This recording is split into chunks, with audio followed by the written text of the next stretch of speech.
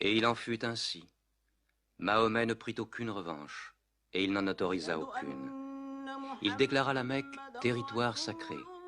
Nul ne pourra y verser le sang, ni abattre un arbre, ni tuer quoi que ce soit de vivant à la Mecque. Bientôt, toute l'Arabie fut convertie. Non seulement à la nouvelle religion, mais aussi aux nouvelles lois, aux nouveaux usages établis par l'islam. Le prophète avait vécu le temps d'accomplir son œuvre. Mais un jour, il commença à ressentir les prémices de la mort. Il lui restait à accomplir le dernier acte de sa prophétie, mettre le sceau à la religion. Il rassembla son peuple, et pour la dernière fois, il lui adressa le message de soumission à Dieu et de l'humanité à l'homme. Ô peuple, écoute, car je ne sais si je pourrai revenir l'an prochain. Tu partageras ta nourriture avec celui qui n'en a point. Tu le vêtiras comme tu es vêtu. Un jour, tu te présenteras devant ton Dieu et tu devras rendre compte des actes que tu auras commis. Ô vous tous qui êtes présents, faites parvenir ce message aux absents.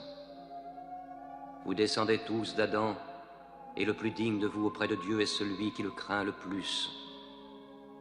Réfléchissez profondément à ce que je viens de dire. Que toutes vos querelles soient abolies. Tous les musulmans sont frères. Entre musulmans, il ne doit exister ni race, ni tribu. Les biens d'un frère sont inviolables, sauf de son bon gré. Ne sois ni oppresseur, ni opprimé. Ô peuple, je ne suis qu'un homme. L'ange de la mort m'apparaîtra sans doute bientôt, et la mort m'étreindra.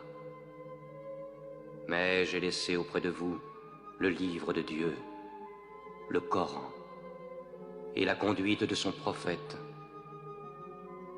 Alors il répéta la dernière révélation du Coran, qui scellait la religion. Non les paroles de Mahomet, mais la parole de Dieu. Ce jour, j'ai parachevé votre religion, j'ai terminé ma mission auprès de vous, et je vous ai choisi l'islam pour religion. Mahomet mourut dans sa 63e année, le 8 juin de l'an 632. Bon nombre de ses fidèles refusèrent de le croire. Comment un homme comme lui pourrait-il mourir? Mais Abou Bakr, le compagnon du prophète, se rendit à la mosquée. Que celui qui adorait Mahomet sache que Mahomet est mort, mais que celui qui adore Dieu sache que Dieu est vivant et qu'il ne peut pas mourir. Mahomet fut enterré près de sa mosquée, à Médine.